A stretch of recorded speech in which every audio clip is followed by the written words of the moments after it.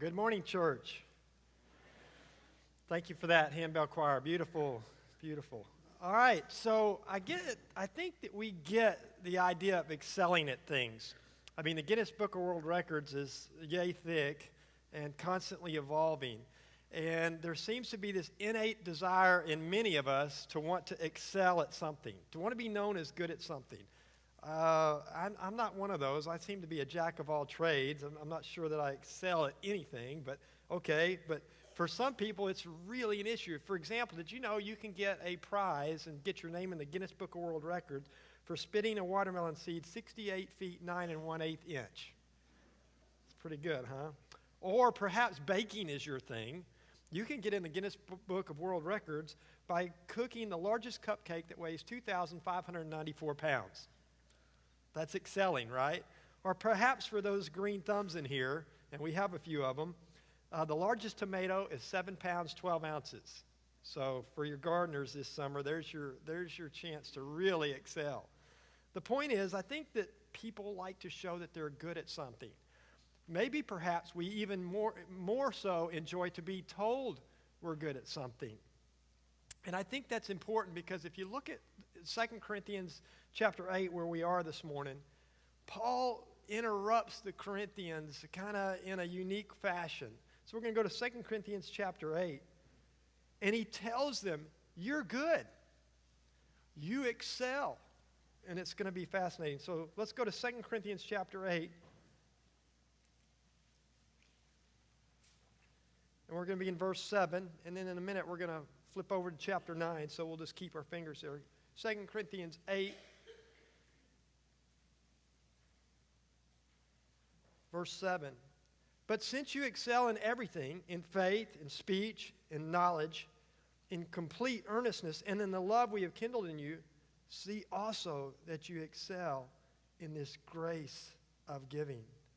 So this church was being commended as having great faith, believing that what God says he really means, and having a faith that puts them in a position to hear God, trust God, and then their behavior acts according to their faith. He tells them they're great at speech. That's a learned skill, right? Some people come out of the womb with the gift of gab. For most, being able to speak about something passionately and intelligent is a learned skill. And he says, hey, church, you're doing great in that. You're able to communicate the gospel in such a way that lives are being changed. Kudos to you. Way to go.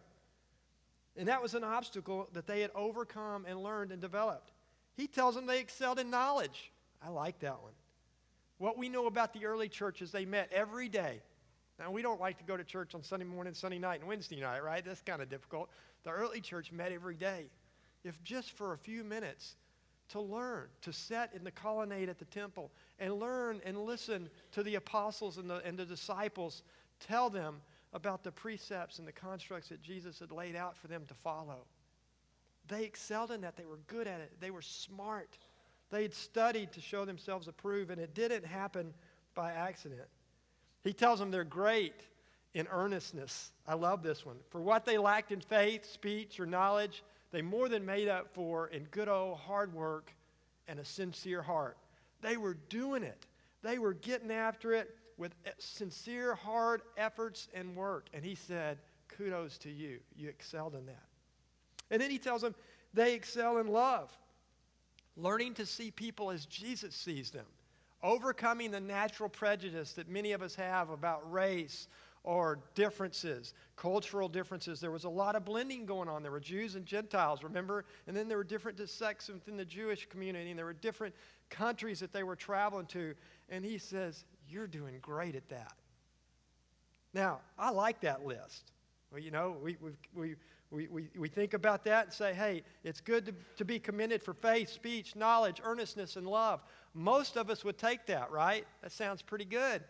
Where do I sign up for? I'd like for one of the elders, one of the disciples, Paul, to tell me, Doug, well done in those areas.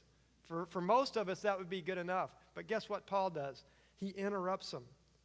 He knows that that's not enough. In fact, what's fascinating is there's a hardwired need in the world. There's a hard-wired need that requires the attention and focus of every Christ follower. Jesus reminds us that the poor we're going to have with us always.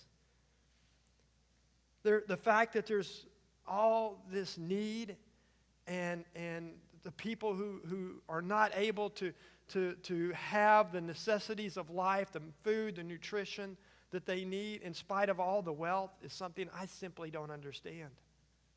But what Paul reminds them is that in the early church, they were good at compiling all the things that they had and giving it to those who had not. It wasn't socialism where a government directed it. It was a needs-based, I'm going to give because I have. I have more, they have less, I'll give. But what he reminds the church, he interrupts their thought. He says, you excel in all those things. But don't forget to excel in this grace of giving. He gives them a nudge. He reminds them that it's a daily discipline, that giving's not something that we do once a year when we have a stewardship campaign. Giving's not something that we do because somebody stands up and beats the drum and makes us feel bad. Giving is a daily discipline that we are given the ability to participate in God's grand design. Now, pastors get such a hard rap for talking about money. There you go again. And I'm just the guest speaker or the interim preacher, so it's even worse, right? He doesn't have a stake in here, and he's already asking us about money. The reality is, when I go to a restaurant and order food, what do they ask me for at the end of the meal? Money. When I go fill up my gas and put it in my gas-guzzling truck, what do they want? Okay. When I go to the grocery store and I go to check out with my basket full of stuff, what do they want? When the government comes knocking every April 15th, what do they want? It's unbelievable to me that Christians and pastors get beat up for talking about money. It's in everything we do. It's a cog of the wheel. It's an important cog of the wheel. And so when we think about that, he's not telling them something that's not unfamiliar to them. Giving has been around. I mean, in the Old Testament concept of giving 10%, giving of the first fruits, it's something that had been ingrained in that culture from the get-go. So he's not introducing a new concept. He's telling them that don't forget, you excel in all these things. You're doing great. But don't forget this grace of giving. Now consider these facts with me, if you will. Only 4% of Americans tithe. Okay, now tithes, that's a different discussion, but let's just say for argument's sake that 10% is the standard. Only 4% of Americans do that, okay? 25% of Americans in 2008 gave away $0, not 1 penny. So a quarter of the people who claim to have embraced what Christ did for us on the cross, who became poor so that we could become rich, a quarter of the believers in 2008 gave $0 away. The median church contribution among Christ followers is $200. Now, I'm not a scientist, but I do know what median means. It means that 50% of the people give over $200, and 50% of the people in this congregation give under $200. Okay? For the year. Now, I asked you a few weeks ago if Paul was writing a letter to the church at Elmdale like he's doing to the Corinthians, what might he say? Would we hear him say, hey, you excel in faith and speech and knowledge and love and earnestness, but you're not excelling in giving? Would he say that? For many, this might be a little bit new concept because he doesn't say give 10%, and we're not going to solve that question today. What he says is giving is about being graceful. It's about being generous. Go to chapter 9. And we're going to begin in verse 6. He spends pastors get a bad rap for preaching about money, and Paul, 2 of the chapters of this book have to do with giving. 8 and 9. I mean, he's talking about giving. So let's see what he says in chapter 9, verse 6. Remember this, Whoever sows sparingly will also reap sparingly, and whoever sows generously will also reap generously. Each of you should give what you have decided in your heart to give, not reluctantly or under compulsion, for God loves a cheerful giver. And God is able to bless you abundantly, so that in all things at all times, having all that you need, you will abound in every good work. As it is written, they have freely scattered their gifts to the poor. Their righteousness endures forever. Now he who supplies seed to the sower and bread for food will also supply and increase your store of seed and will enlarge the harvest of your righteousness. You will be enriched in every way so that you can be generous on every occasion, and through us your generosity will result in thanksgiving to God. So here are some facts based on that scripture. You sow generosity, you're going to reap blessings. Now, there are some that say if you sow generosity, you're going to reap material wealth or money. That's not exactly what it says. It's possible. But if you sow generosity, you will reap blessings. That's exactly what it says. And you definitely reap righteousness. Giving should be the result of what you decide to give, not what you are urged to give by a pastor or by someone who's begging. You may be at times be compelled to give. That's true. And there may be times that over and above what you normally think. But what Paul is saying to you is you decide in your heart. You get with God and you say, God, all this I have is yours. What do you want me to be generous with? What are ways that I can be generous with what you've so graciously given me? It's a decision. It's a decision just like you get up and put on your shoes. I'm going to decide what I'm going to give today. I'm going to decide to be generous today. I'm going to decide to look for a way to contribute in God's big plan. Remember, we said needs are hardwired into our society. There will always be poor people, so that people who have the ability to participate in God's plan to be generous. If you're not generous, you're missing out on God's plan. And he says it should be a decision that you talk about and think through and walk through and say, God, it's yours. What do you want? Giving ensures that you will have, that verse says, if you give, you will ensure that you will have all you need. It didn't say you'll have all you want. It said, if you give, you will always have all that you need. Now that's amazing. Giving ensures that what we work, because remember, he talks about you excel in earnestness. You're excelling in doing work. I can tell by your effort that you're doing great in loving the Father and loving the kingdom. And by giving and being generous and having this generous spirit, your work will be blessed. What you do, God will honor. It's as if we could spend all we want, but the only way to really get where we want to go is to do so by giving. Another fact about those passages, we are responsible to give. The receiver is responsible to God, not us. And it says if we do this well, if we're generous, guess what they'll do? They'll turn around and praise God. Now this is a tough one, because I've been to a third world and I've seen incredible poverty that most of you can barely imagine. And sometimes you know that they don't use the gift the way that you would want them to. They don't go down to the store and buy tortillas and rice and beans. They go buy drugs or alcohol or cigarettes. That's not your responsibility. God says, be generous. You give. They're responsible for the way they receive the gift.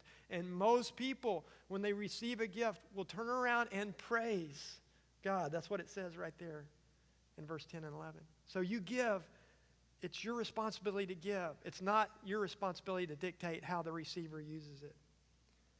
Another fact is giving is often the key to unlock hard hearts. People who receive sometimes expect a handout, but we are still asked to participate in God's grace of giving. We are still compelled to be generous and to be a people of grace. My friend Jed Harris, he lives in Siloam Springs. I hadn't seen him in years. I knew him when he was in first grade. Jed's 43. We just celebrated his 43rd birthday Friday night in Siloam. And Jed and his wife, Rachel, met a greeter at Walmart. She's 63 years old. And she would always say, blessings. And so one day, Jed just said, why do you say that? And she said, because I love Jesus, and I'm just telling you blessings. And he says, well, I do too. And so Jed would purposely try to time his visits to Walmart so he could get to know this 63-year-old woman. He then invited her into his home for Bible study and to love on him. And Jed and Rachel one day felt like God wanted them to give her money. She didn't deserve it. She didn't ask for it. She's on disability. She can only work 20 hours a week. And Jed and Rachel just began to give her random gifts of grace. And one day she called Jed. She said, Jed, you don't understand. My life's been hard my whole life. I've never had an extra penny in my whole life. I've been barely getting by my entire life, and no one has ever shown generosity to me. Why do you do that? Because it's God's plan.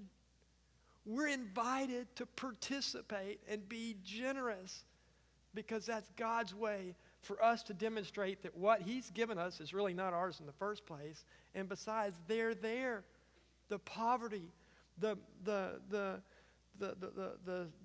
people who are destitute and in dire need for food and groceries and love and a kindness, they're there so that we as Christ followers can demonstrate our commitment and our faith. They're there so that we can say, hey, I'm going to be faithful with what God has given me, and I'm going to share. I'm going to give. It's not a 10%. It's not a set amount. It's being generous. It's saying, God, all this is yours. I want to give it away. I think part of the problem is that we have a perspective issue, that we're unable, because we live here and we live in a kind of a blessed society, so to speak, that we're really unable to understand the sheer fact that as hard as financial times seem for each of us, there's always someone worse. Listen to this. Max Lucado wrote this book many, many years ago. It's probably one of his first ones. And he's writing about his experience as a missionary in Brazil. And listen to this. I had every right to be angry. If you'd had a week like mine, you would have been angry too. My problems began on Sunday night. I was still living in Brazil and was taking some relatives to southern Brazil to see Iguaçu Falls. That is Margo and I have been there. That is an incredible place. It's a waterfall that dwarfs Niagara Falls. I mean, it is huge. And so he's taking his friends to see Iguaçu Falls. A canceled flight left us stranded several hours in Sao Paulo, Brazil airport. No warning, no explanation, just a notification as we were landing that the plane we were going to catch was going nowhere. If we wanted, we could wait 2 hours and catch another one. If we wanted, right? When we got to our hotel, it was raining. It rained until the day we left. Determined to record the falls, I carried my camcorder for 1 mile through a rainstorm. I don't mean a drizzle or a sprinkle or a shower. I mean a blinding downpour. When I reached the falls, I realized I had left the recorder turned on for the previous hour and filmed the inside of my camera bag and run down the battery. When I got back to the hotel, I realized that the rain had also ruined the recorder. How much ruined? $300 worth. That was Wednesday and the week wasn't over yet. When I got back to Rio, I found out that Denilyn had told her family that we were going to spend the upcoming Christmas with them, and I had already told my family that we were going to spend the holidays with them. Thursday was the clincher. Denilyn called me at home. Our car had broken down. The car that the car dealer promised was in great shape.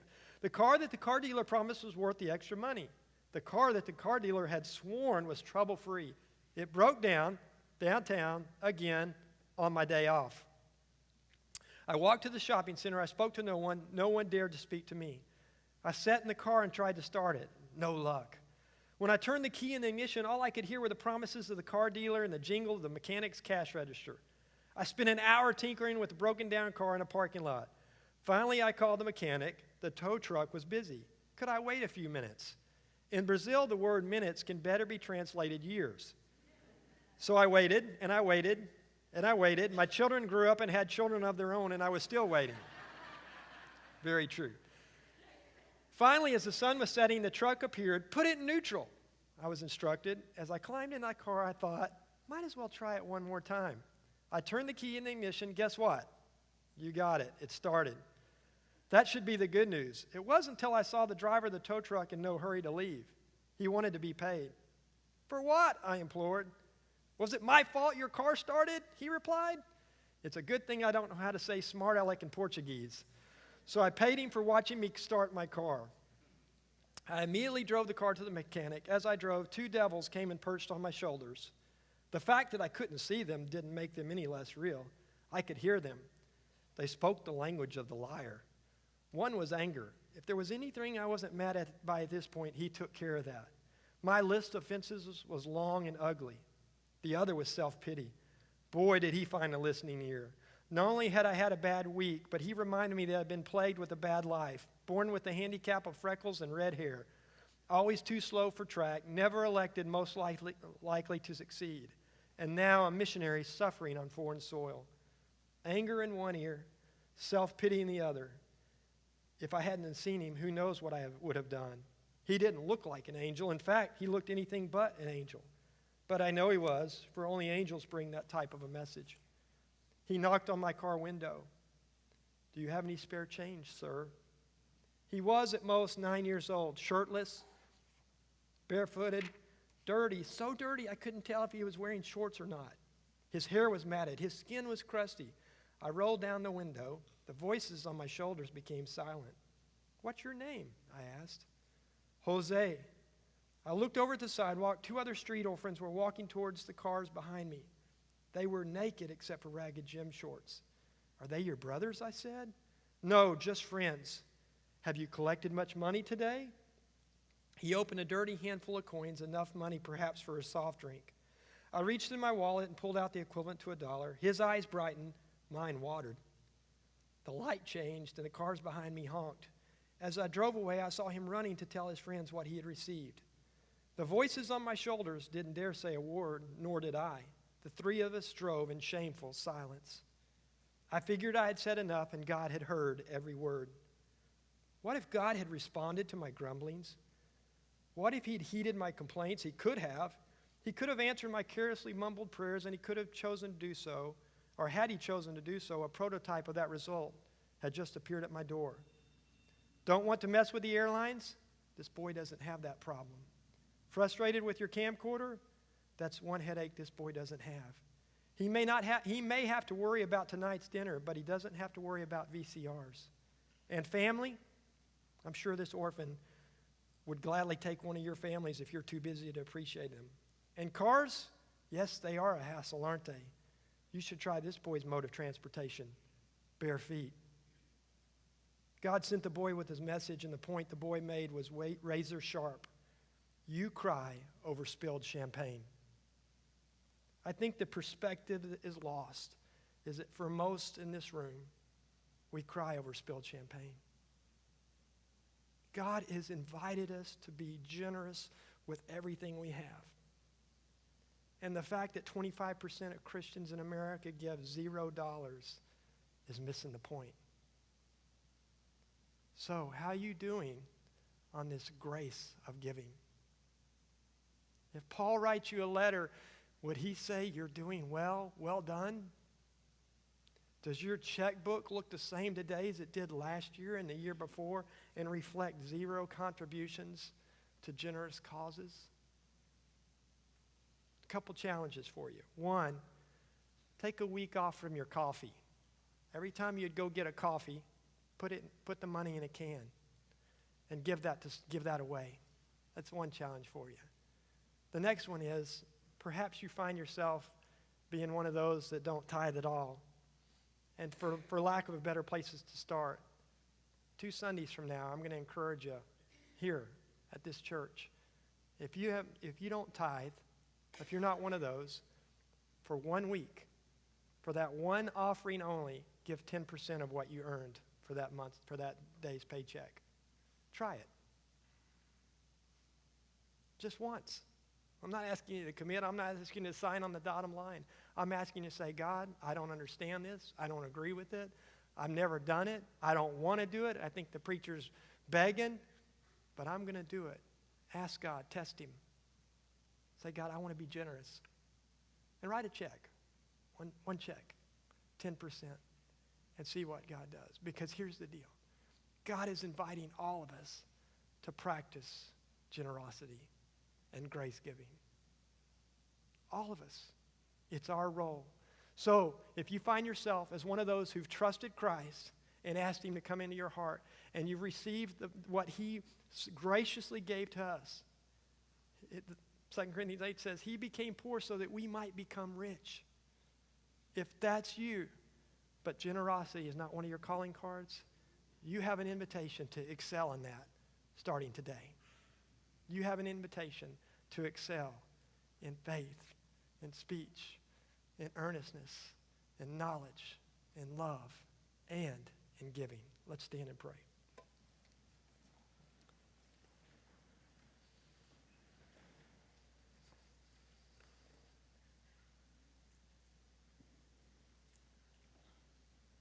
Father, I'm thankful for